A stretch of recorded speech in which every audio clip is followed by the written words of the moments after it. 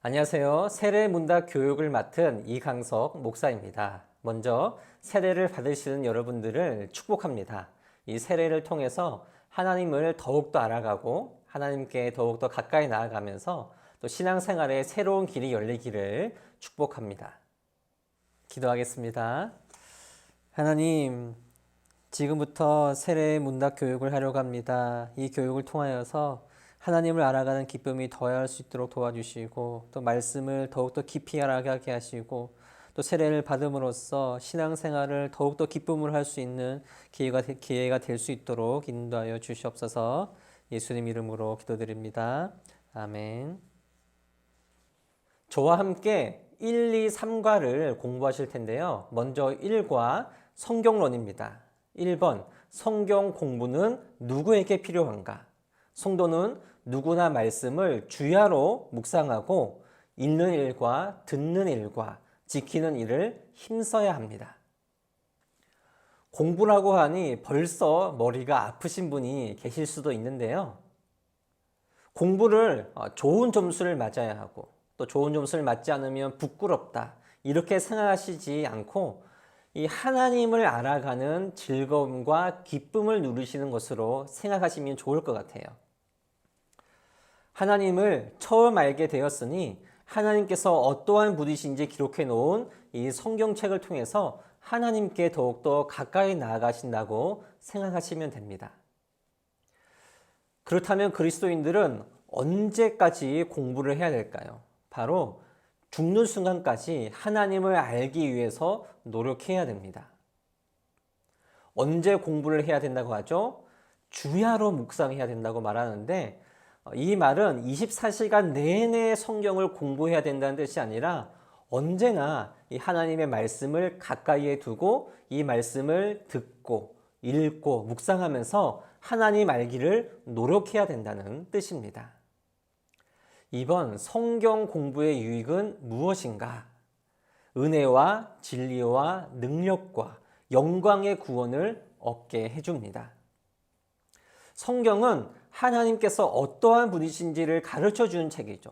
특히 이 하나님은 성경을 통해서 예수 그리스도가 어떠한 분이시고 이 예수 그리스도를 통해서 우리에게 구원을 베푸시고자 하는 하나님의 사랑이 담겨 있는 책입니다. 죄인인 우리를 통해서 구원을 베푸시는 하나님의 은혜를 우리가 말씀을 배우면서 알아가기를 소망합니다. 3번, 베레아 교인들은 어떻게 성경을 공부했을까요? 사도행전 17장 11절 말씀 보시면 베레아 교회 성도들은 간절한 마음으로 하나님의 말씀을 받았고 하나님의 말씀을 날마다 상고하였다고 기록되어 있습니다. 베레아 이전에 말씀을 전했던 지역에서는 사람들이 이 말씀을 받아들이지 않았는데 베레아 지역에서는 이 지역 사람들이 말씀을 상당히 잘 받아들였습니다. 베레아 지역 사람들은 이 하나님의 말씀을 적당하게 들은 것이 아니라 이 말씀이 정말 맞는 말씀인지 옳은 말씀인지 생각하고 묵상하고 연구하면서 하나님의 말씀을 받아들였다는 의미입니다. 중요한 것은 무조건 이 말씀을 받아들인 것이 아니라 맹신한 것이 아니라 정말 하나님의 말씀인 것인지 생각해 봤다는 것이죠. 하나님의 말씀은 감정적으로만, 이성적으로만 받아들이는 것이 아니라 우리의 생각, 우리의 마음, 우리의 이성, 지식 모든 부분에서 균형 있게 받아들여야 한다는 의미입니다. 4번, 성경을 사사로이 풀 수 있는가? 당연히 사사로이 풀 수 없습니다. 베드로후서 1장 20절 보시면 성경의 모든 예언은 사사로이 풀지 않아야 한다고 말씀합니다. 처음 성경을 보면 도대체 이 말씀이 무슨 뜻이고 어떤 의미인지 알기 힘들 때가 있죠. 그렇다고 해서 내 마음대로 내 주관과 나의 기준으로 성경을 판단해서는 안 됩니다. 저희 목사들도 성경을 정확하게 해석해서 설교하기 위해서 정말 많은 노력을 합니다. 말씀을 많이 보아야 하고 특히 이 설교를 열심히 듣기 위해 노력하는 자세가 필요하다고 할 수 있습니다. 5번, 성경을 배우면 어떻게 될까요? 마음이 뜨거워지면서 구원의 확신이 생깁니다. 성경은 하나님의 말씀이죠. 이 말은 곧 사람의 지식과 이해력으로는 이 말씀을 다 온전히 이해할 수 없다는 뜻입니다. 우리가 이 말씀을 깨달을 수 있는 것은 성령님께서 우리에게 이 말씀을 가르쳐 주시기 때문이에요. 우리가 말씀을 대할 때마다 성령님께서 이 말씀을 깨닫게 해주시도록, 또 우리가 이 말씀을 잘 받아들일 수 있도록 성령님의 지혜를 구하고, 우리가 이 말씀을 받아들일 때마다 이 뜨거운 마음으로 이 말씀을 받아들여서 이 말씀을 통해 주시는 하나님의 뜻과 그 마음을 잘 받아들일 때에 이 말씀들을 통해서 우리에게 많은 은혜를 주실 줄을 믿습니다. 6번, 예수님은 어디에서 전도하셨는가? 갈릴리를 중심으로 여러 마을과 회당과 산과 바닷가에서 전도하셨습니다. 예수님은 갈릴리를 중심으로 전도를 많이 하셨는데, 그것뿐만 아니라 여러 지방을 다니시면서 하나님의 말씀을 전하시고 약하고 병든 자들을 고치기도 하셨습니다. 수많은 사람들이 따르다 보니 때로는 배 위에 올라서 사람들에게 말씀을 전하기도 하셨고, 산에서 하나님의 말씀을 가르치시기도 하셨습니다. 예수님은 내가 복음을 전하기 위해서 이 세상에 왔다고 하셨는데, 가시는 곳에서 복음을 전하시고 말씀을 가르치시고 귀신들을 쫓기도 하시면서 사람들을 살리고 키우고 고치는 사역을 이어가셨습니다. 7번, 사도들은 어떻게 전도했습니까? 언제 어디서나 날마다 쉬지 않고 예수님을 전했습니다. 예수님께서 우리의 죄를 용서하시기 위해서 십자가에 달리셨고 죽으셨지만 다시 살아나신 후에 하늘로 올라가셨죠.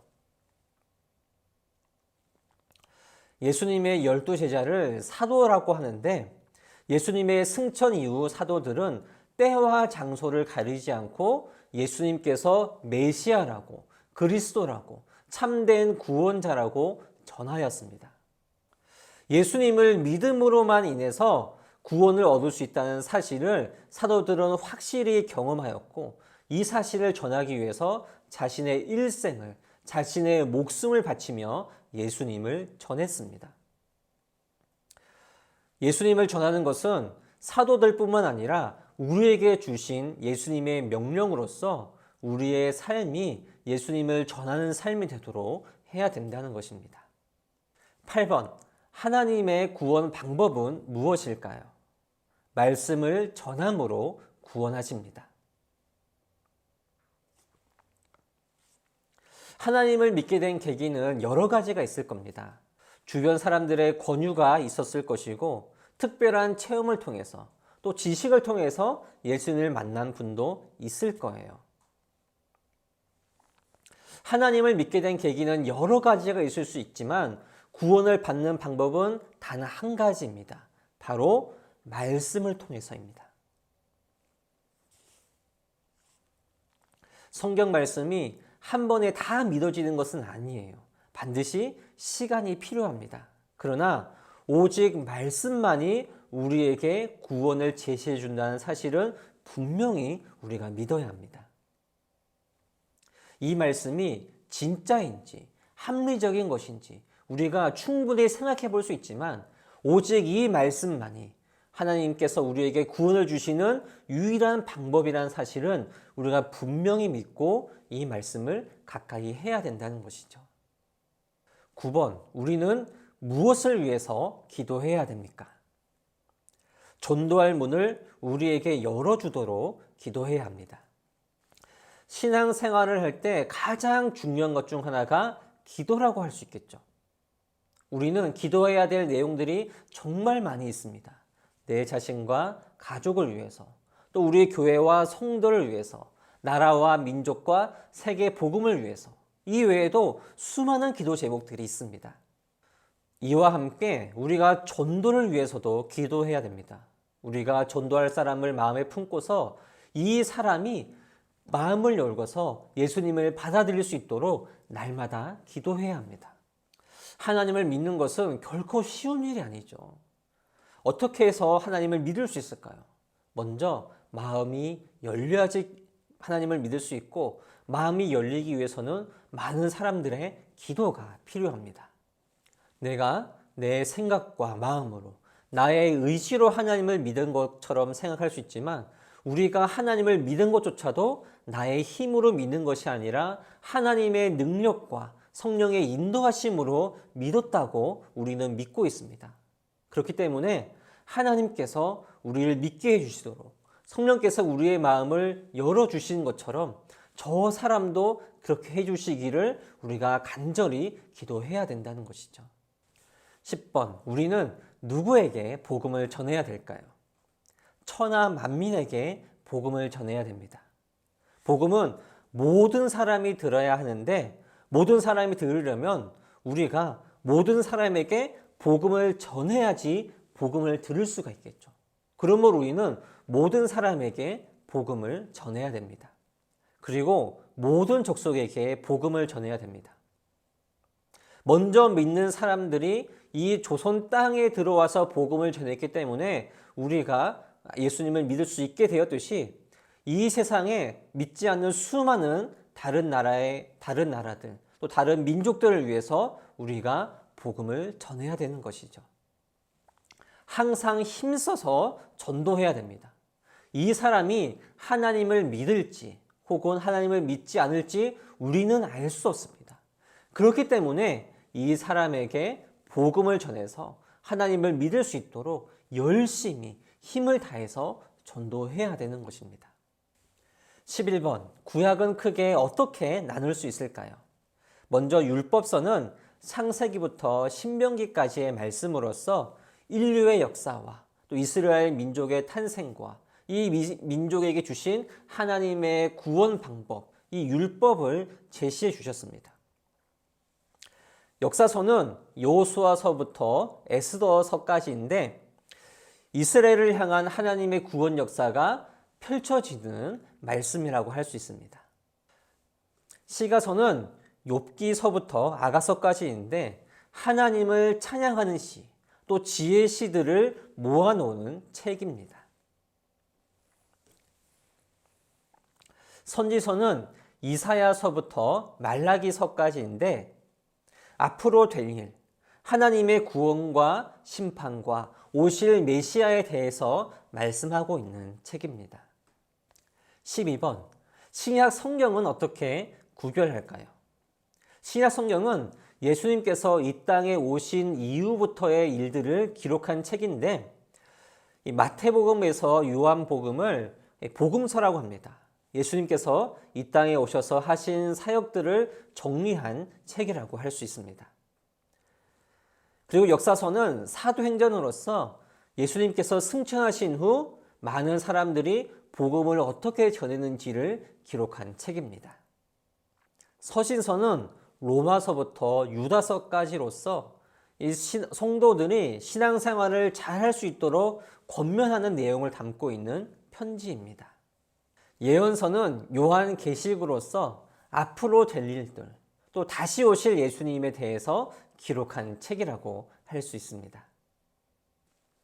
13번, 성경은 몇 권으로 기록되어 있을까요?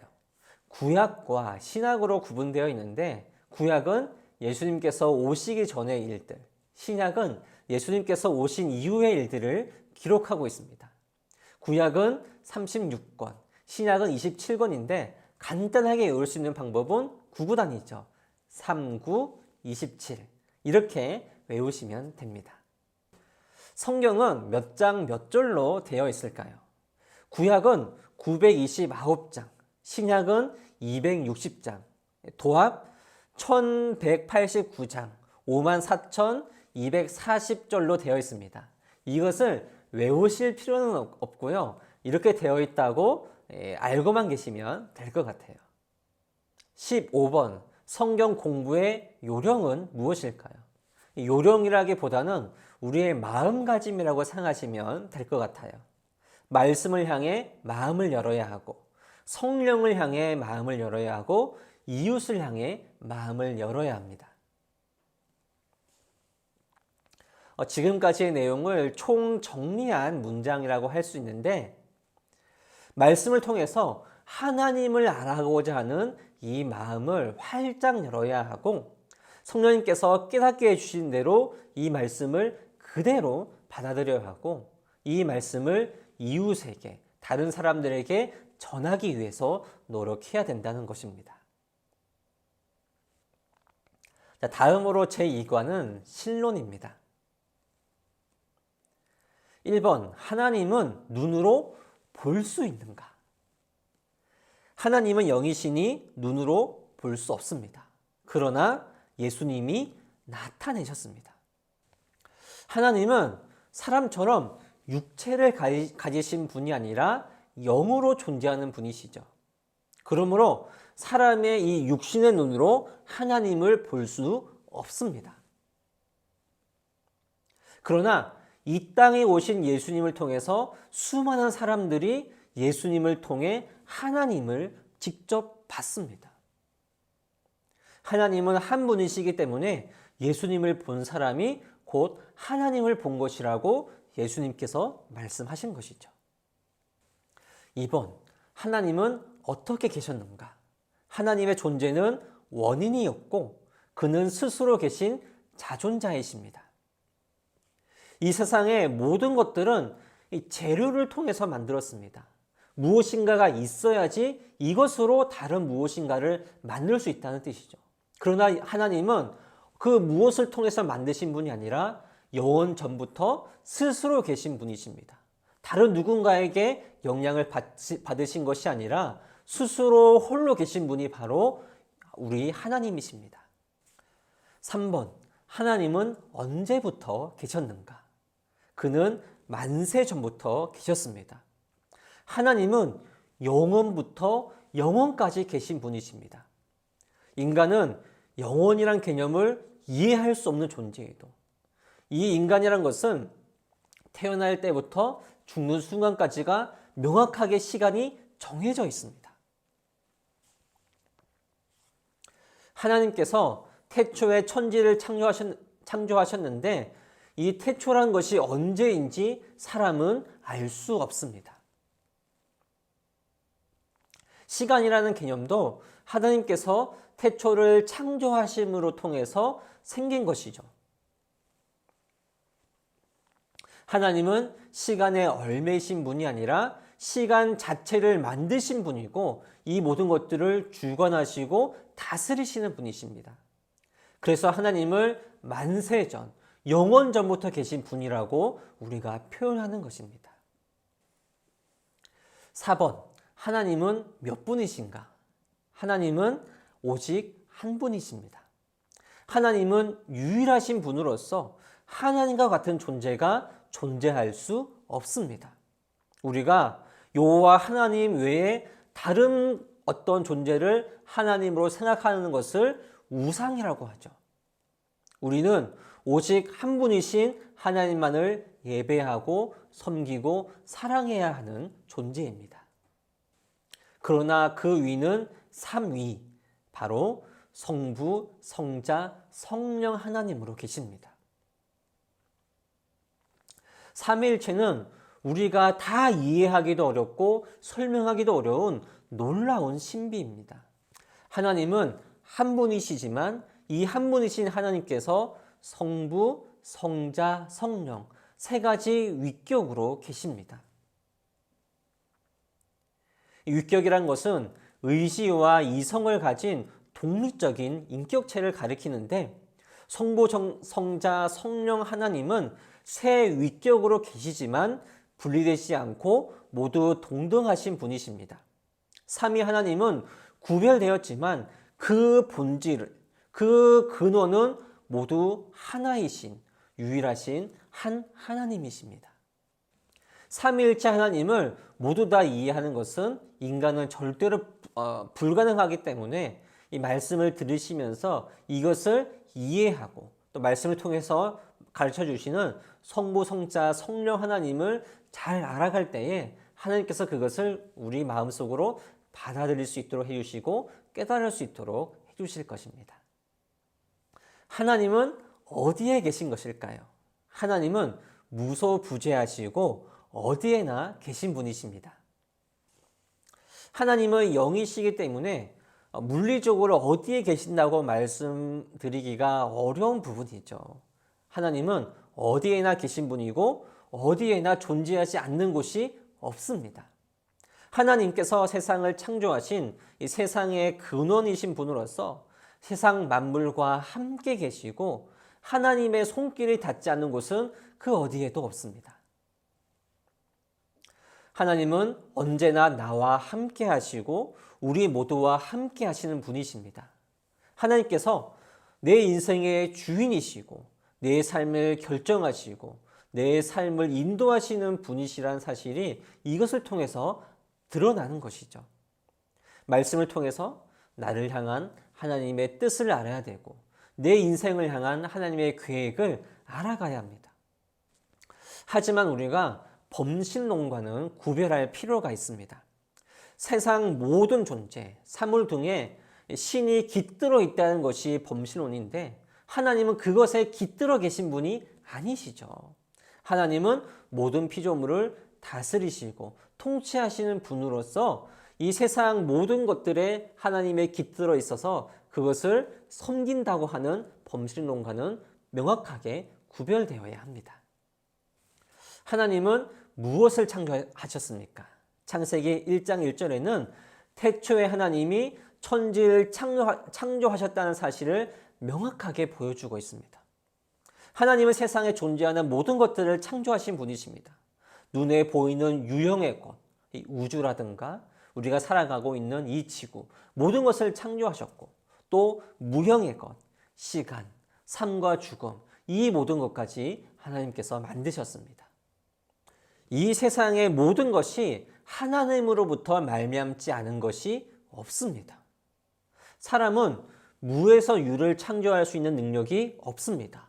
어떤 재료를 통해서 무엇인가를 만들 수 있죠. 하지만 하나님은 이 유에서 유를 창조하신 것이 아니라 무에서 유를 창조하셨습니다. 하나님께서 세상을 창조하셨기 때문에 이 세상의 주인인 것이죠. 나라는 존재도 하나님께서 만드셨기 때문에 나의 주인이 내가 아니라 하나님이시라는 겁니다. 그러므로 우리는 내 삶의 주인이신 하나님께 순종해야 되고 하나님께 영광 돌리고 하나님의 이름을 위해서 그 나라를 위해서 살아가야 한다는 것입니다. 7번, 하나님은 무엇을 주관하게 하셨습니까? 바로 모든 생물을 주관하게 하셨습니다. 하나님만이 유일한 주인이고 왕이시지만 하나님은 인간을 창조하신 후에 이 인간을 통해서 세상을 다스리고 통치할 것을 명령하셨습니다. 하나님은 인간들이 이 세상에 있는 것들을 잘 활용하여서 살아가기를 원하셨던 것이죠. 이것이 인류를 향한 하나님의 사랑이고 은혜입니다. 그렇다고 모든 것을 사람 마음대로 해야 되는 것은 아닙니다. 사람은 이 세상의 것들을 잘 활용하되 동시에 이 세상의 모든 것들을 잘 가꾸고 보호하고 보존할 의무를 가지고 있습니다. 8번, 하나님은 만물을 어떻게 섭리하실까요? 하나님의 거룩하심과 지혜와 권능으로 하십니다. 섭리란 것은 하나님께서 자신의 계획과 하나님의 목적대로 모든 일들을 이루신다는 것을 뜻하는 것인데 하나님의 뜻과 의지는 그 어느 것에 실수나 부족함이 없이 모든 것이 완벽하고 선합니다. 이 세상의 모든 것들은 바로 하나님의 뜻에서 벗어난 것이 하나도 없이 하나님의 주권 아래에 있습니다. 9번, 하나님은 창세 전에 무엇을 예정하셨을까요? 바로 창세 전에 우리를 택하셨고 예수 그리스도 안에서 구원하기로 결정하셨습니다.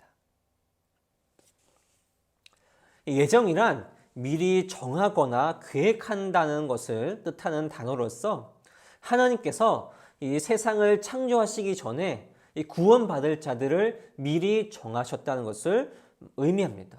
이미 하나님께서 이 세상을 창조하시기 전에 우리를 그의 자녀로 삼으셨다는 의미입니다. 인간은 스스로 자기 자신을 구원할 수 없는 존재이죠. 하나님은 우리가 태어나기 전, 이 세상이 창조되기 전부터 우리를 아셨고 나를 구원하기로 결정하셨고 그때부터 무한한 사랑으로 우리를 품으시며 우리를 불러주셨습니다. 이것이 바로 하나님의 놀라운 사랑으로서 우리가 이 사랑에 보답하는 길로 하나님을 사랑하고 하나님을 예배해야 하는 것입니다. 10번, 우리는 어떻게 하나님을 알 수 있을까요?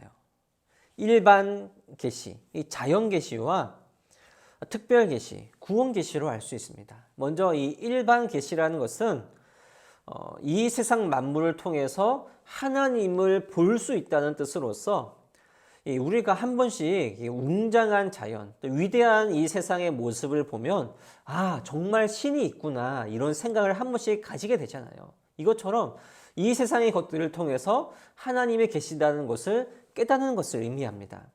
하나님은 자연과 세상을 통해서 하나님을 발견할 수 있는 일반 계시를 우리에게 허락하셨는데 하나님을 찾는 시작과 단서가 될 수 있습니다. 그러나 일반 계시를 통해서 하나님을 발견할 수 있지만 이 일반 계시를 통해서 하나님의 모든 것을 다 알 수 있는 것은 아니기 때문에 우리에게 이 특별 계시, 바로 성경 말씀을 허락해 주신 것이죠. 일반 계시가 하나님의 이 흐릿한 흔적이라고 한다면 이 특별 계시는 하나님께서 어떠한 분이신지 우리에게 명확하고 분명하게 보여주시는 근거 자료라고 할 수 있는 겁니다. 11번, 특별 계시에 나타난 하나님은 어떠한 분이실까요? 영적인 존재자이시고 인격적인 절제자이십니다. 하나님은 육체로 계신 분이 아니라 영적으로 존재하는 분이시죠. 세상에 수많은 신이 있다지만 여호와 하나님과 같은 존재는 없다고 말씀드렸습니다. 하나님은 사람이 만든 신이 아니라 스스로 계신 절대적인 존재이십니다. 세상을 무한한 능력으로 창조하신 절대 주권자이시고 온 우주 만물을 다스리는 통치자이십니다. 사랑과 모든 세상의 영광과 찬송을 받으시기에 합당하신 우리의 하나님이십니다. 12번, 하나님의 절대적 속성은 무엇인가요? 첫째로 자존성입니다. 자존성이란 누군가에 의해 만들어진 것이 아니라 스스로 계신다는 것을 뜻하는 말입니다. 2번, 불변성. 하나님은 불변하시는 분이십니다. 사람, 세상, 사회, 문화 등 모든 것들은 다 변하게 마련이지만 하나님은 변하지 않는 분이십니다. 하나님의 본질, 하나님의 생각, 또 하나님께서 우리에게 주신 약속, 이 모든 것들은 절대로 변하지 않습니다. 하나님은 완전하신 분이십니다. 하나님에게는 결핍, 부족, 또 불완전, 연약함 등이 절대로 존재할 수가 없다는 의미입니다. 하나님은 영원하신 분이십니다. 세상 모든 것에는 끝이 있습니다. 시작이 있고 끝이 있는 유한한 존재가 바로 우리 인간입니다. 하지만 하나님은 모든 것을 초월하여 계신 분이시죠. 예수님을 믿는 사람은 영원하신 하나님과 영원한 천국에서 하나님과 함께 영원히 살 것을 소망하며 살아가는 사람들입니다. 하나님은 전지하십니다. 말 그대로 하나님은 모르시는 것이 없이 모든 것을 아시는 분이십니다.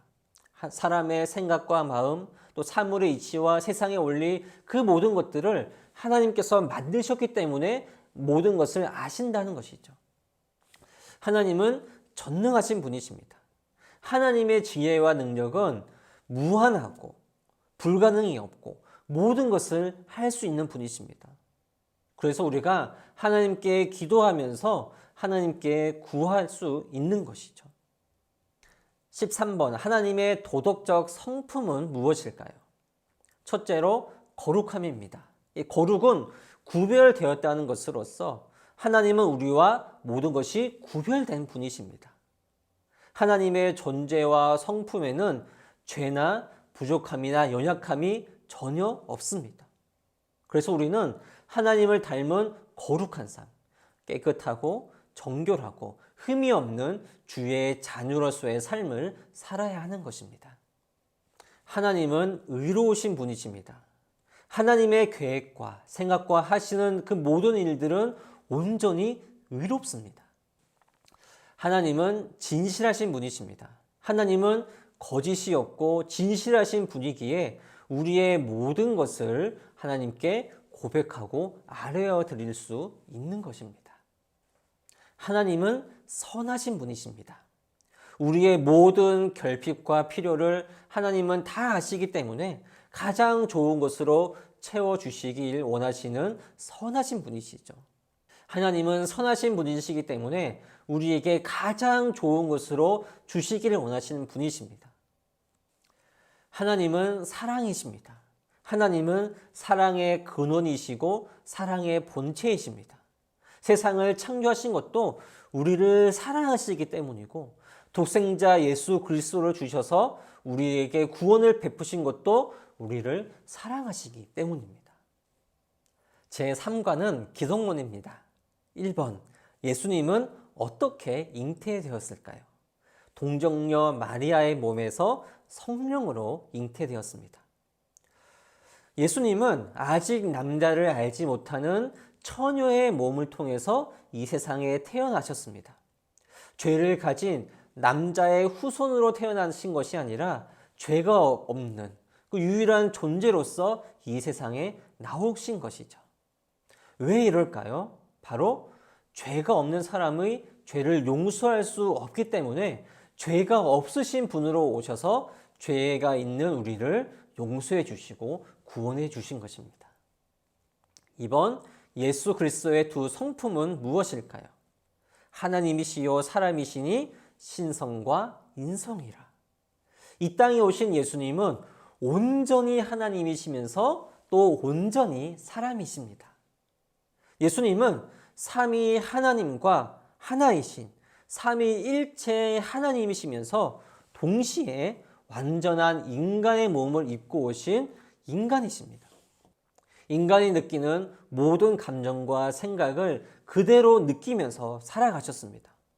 하지만 또 동시에 전지전능하신 하나님이시기에 우리의 모든 것을 다 아시지만 사람의 몸을 입고 오셨기 때문에 우리가 겪는 모든 기쁨과 모든 슬픔, 이 모든 것들도 다 아시는 분이십니다. 이것을 바로 체휼이라고 하는데 상대방의 마음과 생각을 전인격적으로 이해하고 공유하고 동정하고 연민할 수 있다는 것을 의미하는 말입니다. 3번, 예수님의 인성이 우리의 인성과 다른 점은 무엇인가요? 바로 우리의 성품과 동일하지만 죄가 없다는 것입니다. 성경의 기록을 보면 예수님도 사랑의 감정, 또 기쁨, 눈물, 아픔, 고통, 이 모든 것들을 다 느끼셨습니다. 하지만 죄가 없으시죠. 죄성이 없습니다. 단 한 번도 죄를 짓거나 죄된 생각을 가진 적이 없으십니다. 죄가 없는 완전히 의로우신 분이시기에 죄인을 구원하실 수 있는 것입니다. 5번, 예수님의 12제자 이름은 무엇일까요? 예전에 이런 노래가 있었거든요. 베안야요 빌바 도마야다시다. 이렇게 베드로, 안드레, 야고보, 요한, 빌립, 바돌로메, 도마, 마테, 야고보, 다데오, 시몬, 가룟 유다. 가룟 유다는 예수님을 배신하였고 후에 다데오가 대신해서 제자가 되었습니다. 6번, 예수님의 3대 직분은 무엇일까요? 첫 번째로 선지자 직분입니다. 선지자는 하나님의 입장에서 하나님의 마음과 생각을 백성들에게 전해주는 사람을 뜻합니다. 현재의 대변인이라고 할 수 있겠죠. 예수님께서 이 땅에 오셔서 하나님의 마음, 하나님의 뜻을 우리에게 다 보여주셨습니다. 우리를 구원하시기 위한 하나님의 계획을 말씀해 주신 것이죠. 두 번째로 제사장의 직분입니다. 제사장은 선지자와 반대로 사람의 입장에서 하나님 앞에 나아가서 하나님을 만나고 예배하는 이 백성들의 대표라고 할 수 있습니다. 제사장은 이 짐승의 피 흘림을 통해서 백성들의 죄를 용서받도록 하였습니다. 하나님 이 제사를 통하여서 하나님과 사람의 끊어진 관계가 회복되는 것이죠. 동물을 바치는 제사는 매번 반복되어야 했지만 예수 그리스도는 단번에 자신을 십자가에 들이심으로 인하여서 영원한 생명을 우리에게 주셨습니다. 하나님과 원수되었던 우리가 하나님의 자녀가 되어서 하나님과 화목하게 되었고, 예수 그리스도는 그렇게 자신을 내어드리신 후에 저 하늘 보좌 우편에서 지금도 우리를 위해서 기도하고 계십니다. 세 번째로 왕의 직분입니다. 예수님은 온 우주 만물을 다스리실 뿐만 아니라 우리 사람과 교회와 이 나라를 통치하시고 다스리시는 왕이십니다. 이 왕은 자신의 백성들을 보호할 의무가 있죠. 예수님도 우리를 죄와 악한 마귀로부터 보호해 주십니다. 우리의 인생을 지켜주시고 인도하시고 동행해 주시고 이끌어 주시는 분이십니다. 그러므로 그의 백성들은 왕을 따라서 살아가야 되고 왕에 순종해야 되는 의무를 가지고 있습니다. 10번, 그리스도의 지위와 낮아지심은 무엇일까요? 하나님이신 예수님은 자신의 모든 지위를 버리고 저 하늘 영광을 버리고 이 땅에 내려오셨습니다. 율법의 주인이신 분이 율법 아래에 복종해야 되는 상황이 나타난 것이죠. 예수님은 인간이 겪어야 하는 모든 비참함, 모든 고통과 아픔을 겪으셔야 했습니다. 하나님의 저주를 받았다고 하는 십자가에 달리시면서까지 우리의 죄를 용서해 주셨습니다. 육신의 죽으심으로 인하여서 죽은 자 가운데 계시는 그런 상황까지 이르셨습니다. 11번. 반면에 예수 그리스도의 높아지심은 무엇을 뜻하는 것일까요? 이 세상에서 모든 고난을 당하시고 또 십자가에 달리시고 죽기까지 하셨지만 하나님은 예수님을 살리셨습니다. 그리고 하늘 보좌 위로 올리셨습니다. 죽음을 이기시고 다시 살아나시면서 죽음에서 승리하여 구원을 베풀어 주셨고 다시 하늘로 올라가셔서 하늘 보좌 우편에서 영원히 우리를 위해서 중보하고 계신 분이 바로 예수님이십니다. 그리고 마지막 날에는 이 죄를 심판하시기 위해서 다시 이 땅에 내려오실 것이고, 하지만 믿는 자에게는 자비를 베푸시고 믿지 않는 자는 심판하실 것입니다. 12번, 예수님의 지상 사역을 기록한 책은 무엇일까요? 이 사복음서라고 하죠. 마태, 마가, 누가, 요한복음. 이 책, 네 가지 책을 통해서 예수님께서 하신 일을 기록했습니다. 13번, 예수님은 어떻게 구원을 완성하셨습니까? 3년 동안 천국 복음을 전파하시고 최후에는 십자가에 죽으셨지만 3일 만에 다시 부활하셨고 하늘에 승천하심으로써 모든 것을 완성하셨습니다. 14번, 구원받은 성도는 어떻게 살아가야 할까요? 예수님을 위해 살고 복음의 증인으로 살아가야 합니다. 우리를 만드시고 구원하신 하나님의 영광을 위해서 살아가야 하고 천국 복음을 전하는 증인으로서 전도자로서 살아가야 하며 복음을 알지 못하는 사람에게 이 천국 복음을 통해서 사람을 살리고 키우고 고치는 사역을 우리가 이어가야 합니다. 이것으로 세례 문답교육 첫 번째 시간을 마치도록 하겠습니다.